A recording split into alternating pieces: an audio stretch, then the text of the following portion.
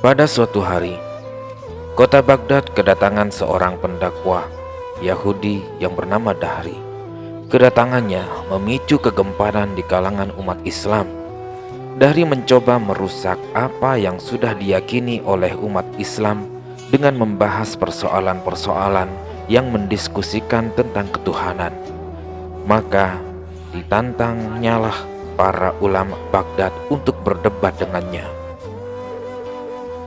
Setiap kali tantangannya dilawan, argumen-argumen Dahri tidak pernah dapat dipatahkan, sehingga akhirnya tidak ada lagi ulama Baghdad dan ulama-ulama di sekitarnya yang sanggup berhadapan dengannya. Tetapi ia belum puas. Ia kembali menantang untuk memastikan bahwa para ulama sekitar benar-benar bertekuk lutut, tidak mampu menjawab sekelumit pertanyaannya. Ia bertanya, "Masih adakah yang tersisa seseorang di antara ulama kalian?" Tanyanya menantang.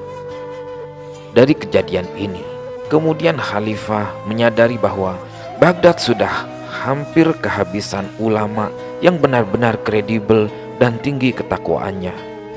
Lalu, Khalifah memerintahkan beberapa orang menteri meninjau ke daerah-daerah lain sampai ke penjuru pelosok-pelosok desa dengan berharap kalau masih ada ulama yang bisa dibawa untuk berdebat menghadapi Dahri.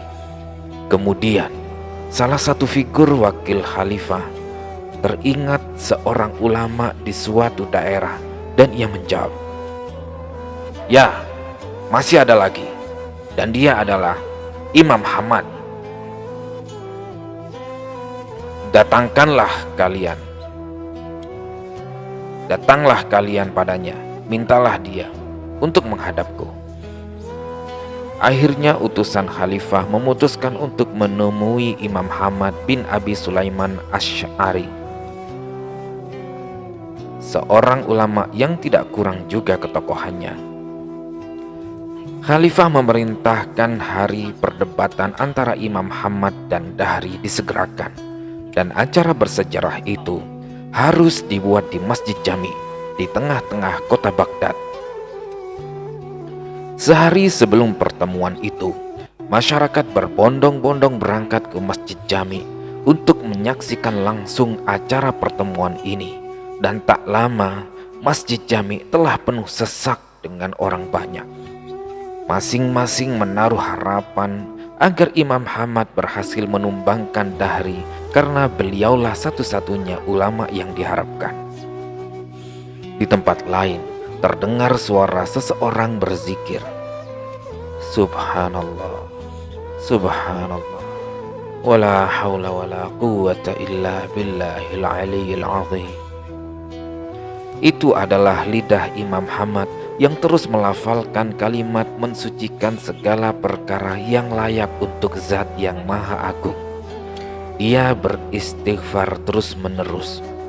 Rasanya sudah tidak sanggup telinganya menadah bermacam ejekan yang dilemparkan oleh Dahri yang biadab dan materialis itu. Memperdebatkan keesaan Allah Subhanahu wa Ta'ala bukanlah hal kecil dalam Islam. Ini kasus berat. Hatinya cukup pedih. Roh ketauhidannya bergelora. Rasanya mau memenggal leher si Dahri yang angkuh itu di depan ribuan mata yang turut hadir dalam acara itu. Keesokannya, pagi-pagi sekali, muncul seorang bocah cilik alias bocil. Dia adalah murid Imam Ahmad yang paling dekat dan paling disayanginya. Namanya yang sebenarnya adalah Nu'man, yang ketika itu usianya masih remaja. Bahkan di riwayat lain dia masih umur 7 tahun. Tapi yang umum riwayatnya dia sudah remaja. Ketika melihat kondisi gurunya itu, si bocil tersebut pun bertanya untuk mendapatkan kepastian kabar tentang gurunya. "Guru, ada apa dengan Anda? Kenapa Anda terlihat gusar?" Lalu Imam Ahmad menceritakan keadaan yang sebenarnya. yaitu tentang penunjukan dirinya oleh khalifah untuk melawan Dahri. Dalam seketika itu, Imam Hamad teringat akan mimpinya malam tadi. Lalu ia menceritakannya kepada muridnya itu. Dan muridnya itu mendengarkannya dengan penuh khusyuk. "Muridku, aku semalam bermimpi ada sebuah desa yang amat luas dan juga indah. Di sana, kulihat ada sebatang pohon yang rindang dan lebat buahnya. Tiba-tiba, di situ keluar seekor babi dari ujung desa. Lalu, babi itu memakan habis buah yang masak dan ranum dari pohon itu, hingga ke daun dan dahan-dahannya habis dikunyah. Yang tinggal hanya batangnya saja. Pada saat itu juga keluar seekor harimau dari umbi pohon rindang tadi, lalu menerkam babi itu dengan gigi dan kukunya yang tajam. Lalu babi tadi mati di situ juga." Imam Hamad termenung seketika. Kekalutan pikiran yang telah dicetuskan Dahri, yang bisa menggeser keyakinan akidah umat ini, tidak bisa dibiarkan. Harus dihapus segera. Wajahnya yang tenang bagai air sungai yang mengalir jernih masih nampak bercahaya walau di saat begitu genting. Satu kelebihan si bocil muridnya tadi adalah ia juga dikaruniai Allah ilmu mentakbir mimpi. Sebagaimana Nabi Yusuf dulu.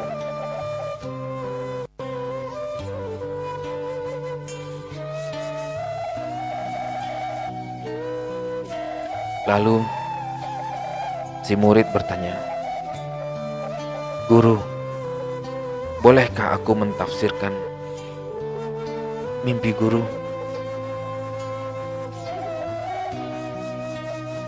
Pada pengamatannya, mimpi tersebut akan memberi pertanda baik bahwa si Dahri akan menerima akibatnya nanti.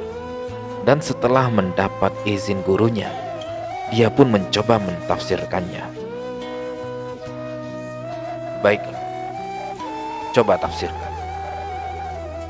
"Begini,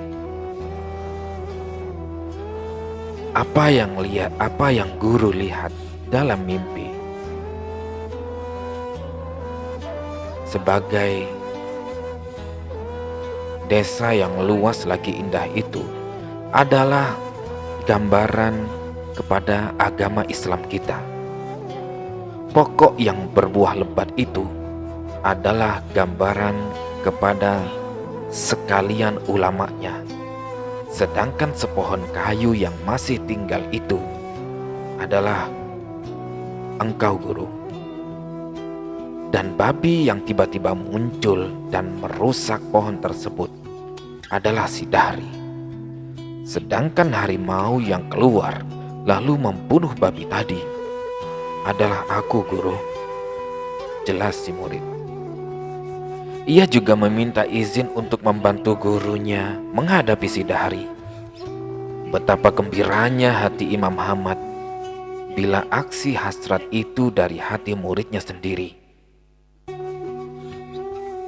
Maka Imam Hamad mengizinkan muridnya untuk menghadapi si Dahri. Maka berangkatlah ilmuwan yang masih remaja itu bersama gurunya untuk pergi ke Masjid Jami, di mana acara dialog akan diadakan yang dihadiri oleh orang banyak dan khalifah. Seperti biasanya, sebelum menyampaikan dakwahnya, Dahri akan menantang dan memperleceh-lecehkan ulama dengan suara lantang dari atas pentas. "Hei Dahri, apalah yang digusarkan?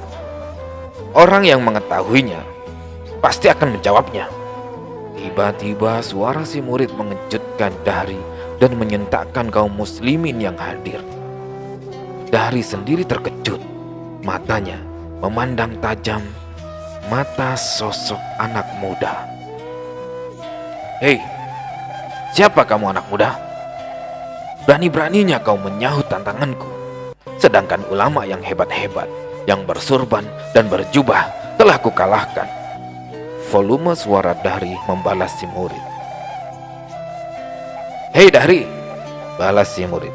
Sesungguhnya Allah tidak melimpahkan kemuliaan dan kebesaran itu pada serban atau jubah yang dipakai.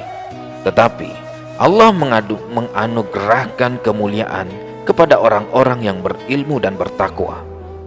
Si murid lalu membacakan sebuah firman Allah Subhanahu wa Ta'ala yang artinya, Allah telah meninggikan derajat orang beriman dan berilmu antara kamu beberapa derajat. Al-Mujadalah ayat 11. Geram rasanya hati Dahri mendengar kelincahan lidah pemuda ini mendebat. Maka berlangsunglah acara yang sangat mendebarkan, yaitu dialog perdebatan antara si murid dengan tokoh Ad-Dahriyah ini yang terkenal dengan pemikiran materialis dan ateisnya itu. Setelah MC selesai mengatur acara, dimulailah perdebatan itu. Benarkah Allah itu ada? Tanya Dahri memulai acara dialog. Ya, bahkan jelas Allah itu memang ada, tegas si murid. Kalau Allah memang ada, di mana tempatnya? Suara Dahri semakin meninggi. Allah tetap ada, tetapi dia tidak bertempat, jelas si murid. Mana bisa begitu? Kau katakan Allah itu ada, tetapi tidak bertempat pula. Itu gimana? Bantah Dahri sambil melemparkan senyuman sinisnya kepada hadirin. Ah, itu bisa saja wahai Dahri. Coba kau lihat pada dirimu sendiri. Bukankah pada dirimu itu ada ruh atau nyawa? Si bocil mulai mendebatnya. Orang-orang mulai memperhatikan gaya ilmuwan muda ini berpidato dengan penuh minat. Ya, bahkan memang aku punya nyawa. Dan memang setiap makhluk yang bernafas itu ada nyawanya, sahut Dahri. Lalu si murid bertanya lagi. Tetapi, apakah kau tahu di mana letaknya nyawa atau rohmu itu? Apakah itu di kepala? Apa di perut? Atau di ujung kakimu? Dahri tersentak seketika. Orang-orang mulai berbisik-bisik di antara mereka. Setelah itu si murid mengambil segelas susu lalu ditampilkan pada Dahri. Seraya berkata, Dahri, apakah dalam air susu ini ada kandungan lemaknya? Dahri cepat menjawab, ya jelas, itu ada. Si murid bertanya lagi, kalau begitu, di manakah lemak itu berada? Di bagian mana? Bagian atas, tengah, atau bawah? Sekali lagi Dahri tersentak, tidak mampu menjawab pertanyaan imam, tidak mampu menjawab pertanyaan si murid yang sopan itu. Untuk mencari di manakah beradanya roh dalam jasad dan tersisip di manakah lemak dalam air susu ini pun kita tidak mampu. Bagaimana pula kita dapat menjangkau di manakah beradanya zat Allah Subhanahu wa Ta'ala di alam raya ini? Zat yang telah menciptakan dan mengatur seluruh alam ini, termasuk roh dan akal dangkal kita ini. Semuanya pun ciptaannya yang tunduk dan patuh di bawah urusan tadbir pemerintahnya yang maha agung. Suasana menjadi agak bingar. Dahri terpaku di kursi, terbungkam lidahnya, merah mukanya, kesabarannya mulai terburai. Setelah kondisi agak reda, Dahri memberikan pertanyaan lagi. Hei anak muda, apakah yang ada sebelum Allah dan apa pula yang muncul setelah dia nanti? Semua mata tertuju pada murid Imam Hamad yang pintar ini. Hei Dahri, tidak ada suatu pun yang ada sebelum Allah Ta'ala dan tidak ada sesuatu pun yang akan muncul setelahnya. Allah Subhanahu wa Ta'ala tetap qadim dan azali. Dialah yang awal dan dialah yang akhir, tegas si murid, singkat tapi padat. Ah, pelik sungguh kau. Mana mungkin begitu? Tuhan ada tanpa ada permulaannya. Dan mana mungkin dia pula yang terakhir tanpa ada lagi yang setelahnya? Dahri mencoba berdalih dengan pikiran logika. Dengan tersenyum si murid menjelaskan, ya, dalilnya ada pada diri kamu sendiri. Coba kau lihat pada ibu jarimu itu.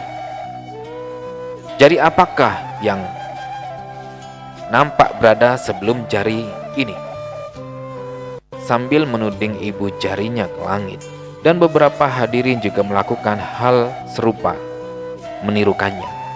Dan pada jari manis kau itu, ada lagikah jari yang berikutnya? Dahri membolak-balikkan jarinya.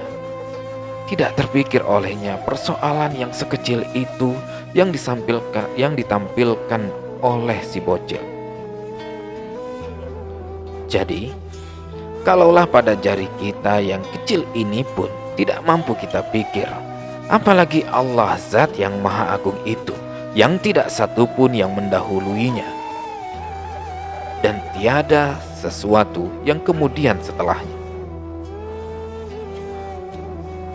Sekali lagi Dahri tercengang, bungkam, namun masih tidak berputus asa untuk mematahkan argumen anak muda yang telah memalukannya di muka umum.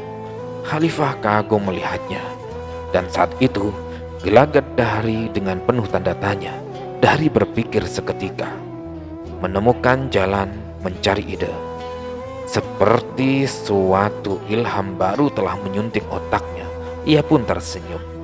Hati Dahri bergejolak bagai air tengah mendidih. Ini pertanyaan yang terakhir buatmu, hei anak mentah. Dahri sengaja mengeraskan suaranya agar bisa menutupi rasa malunya.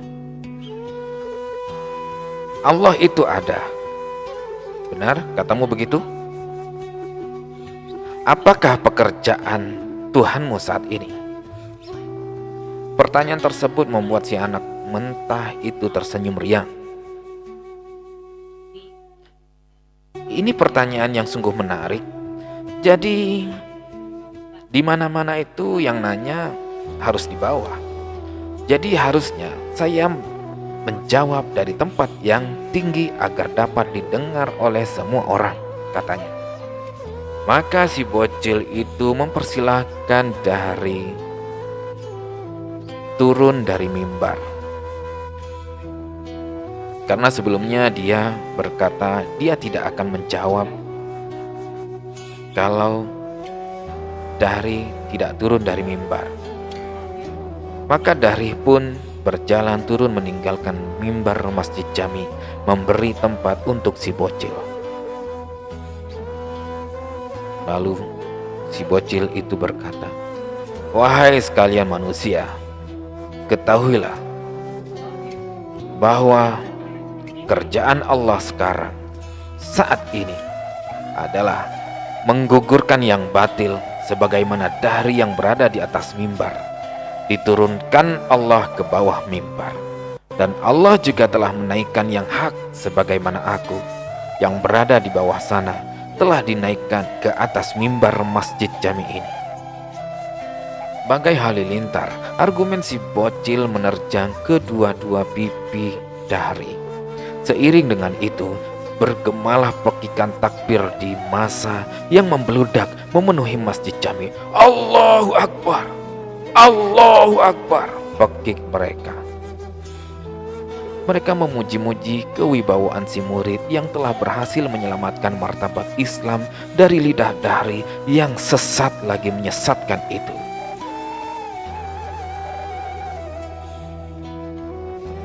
Tahukah kalian siapa bocil itu, teman-teman? Ya, dia adalah Nu'man bin Sabit,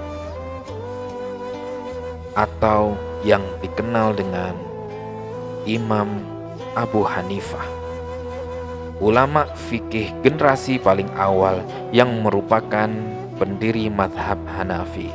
Beliau merupakan seorang tabi'in, sebab pernah bertemu dengan sahabat Nabi Sallallahu Alaihi Wasallam, yaitu Anas bin Malik, dan beberapa peserta perang Badar. Ia lahir di Kufah pada abad 1 Hijriah dan meninggal di Baghdad pada abad 2 Hijriah. Abu Hanifah tidak hanya ahli di bidang fikih, tetapi juga ilmu tauhid atau ilmu kalam, atau lebih dikenalnya ilmu teologi. Ya, salah satu gurunya adalah Syekh Hamad bin Sulaiman, yaitu ulama fikih kenamaan asal Kufah. Kepadanya lah Imam Abu Hanifah nyantri selama 18 tahun. Usianya masih muda sekali, 22 tahun, ketika salah satu kerabat Syekh Hamad di Basrah wafat. Beliau merasa cukup mewakilinya pada Abu Hanifah, jadi pengajar, mufti, dan pengarah dialog. Ketika mengemban tugas itulah, Imam Abu Hanifah mendapati banyak pertanyaan datang kepadanya. Sehingga Imam Abu Hanifah menjadi ulama yang sangat terkenal dan selalu menjadi rujukan hingga saat ini. Ya, cerita ini diceritakan oleh Syekh Nawawi Al-Bantani dalam kitabnya Fathul Majid. Ulama asal Banten yang juga masyhur di Haramain itu menceritakannya sebagai penguat dalil bagaimana membantah hujjah anti ketuhanan kaum ateis.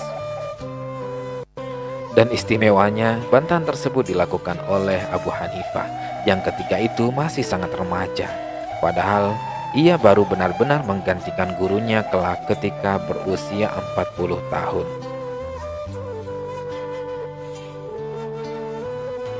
Ya, ini adalah sosok Imam Abu Hanifah yang mana sudah dari masa remaja beliau sudah sangat kuat ilmu agamanya. Semoga generasi kita bisa meneladani keilmuan beliau dan juga kegigihan beliau ketika masih muda, di mana zaman ini sangat menantang ya. Oke teman-teman, sekian kisah perdebatan ini, semoga bermanfaat. Sampai jumpa di cerita-cerita selanjutnya.